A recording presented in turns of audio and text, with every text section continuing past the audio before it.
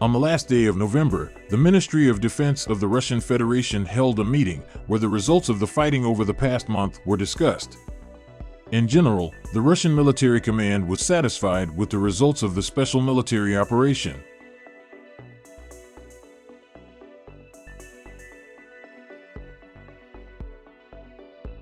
It is reported that over the past 30 days, Russian troops have managed to establish control over vast territories in the Donetsk and Kupiansk directions, as well as destroy a large number of enemy personnel, including heavy military equipment and warehouses with Western weapons.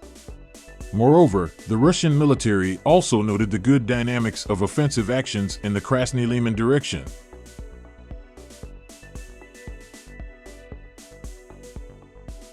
According to the representative of the Russian military department, Colonel Alexander Savchuk, Russian troops have significantly intensified their actions to destroy the enemy's manpower.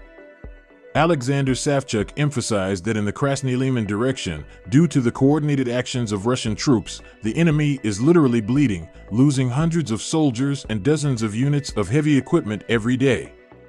It is reported that on December 30th, as a result of competent and coordinated actions of the Russian artillery regiments, a powerful blow was struck against the 21st Mechanized Brigade and the 12th Special Purpose Brigade of the Armed Forces of Ukraine, near the village of Torskoy, 30 kilometers from the city of Krasny Liman.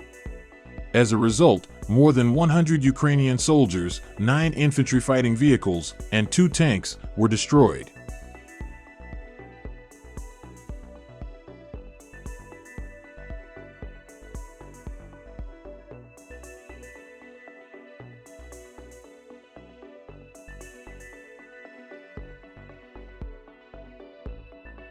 Moreover, Russian combat aviation also managed to destroy 7 command and observation posts and about 30 artillery crews of the Ukrainian army. Against the background of the rapidly changing situation in the Krasny Liman direction, the head of the Public Relations Department of the 21st Separate Mechanized Brigade of the Armed Forces of Ukraine, Sergei Dubrov, said that the Ukrainian army faced serious problems in this sector of the front. According to him, even severe frosts do not slow the progress of Russian troops in the Krasny Liman and Kupiansk directions.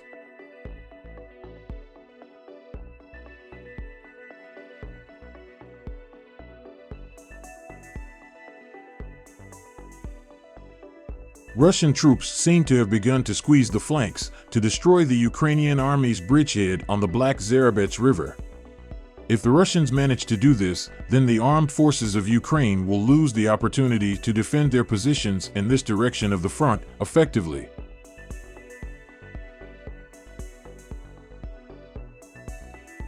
Sources in the General Staff of the Armed Forces of Ukraine claimed that the Russian army is preparing a major offensive in December this year. This is also indicated by the fact that Russian military command has begun to draw the latest Russian T-90M breakthrough tanks to the Krasny Liman and Kupiansk directions.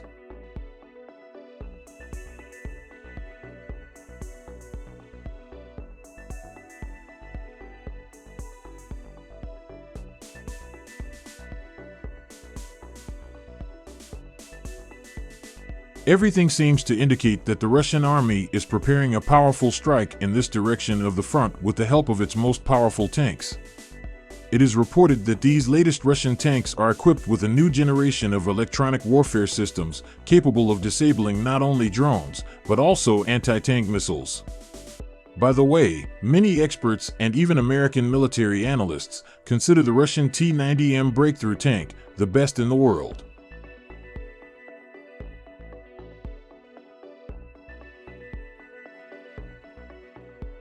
Meanwhile, the top military leadership of the United States continues to make every effort to ensure that American M1 Abrams tanks avoid a direct collision with the Russian army.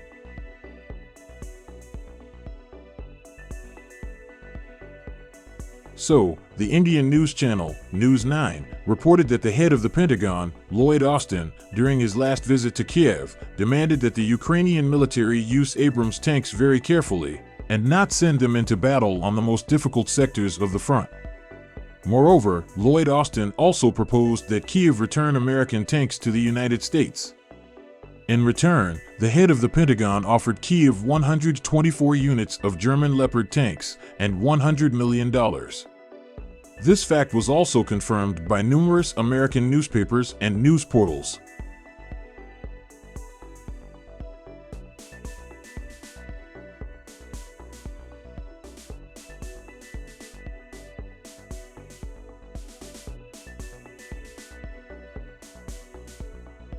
Well, my friends, it seems that the United States is indeed very afraid that the Abrams tanks will not be able to adequately prove themselves in the battle against the Russian army.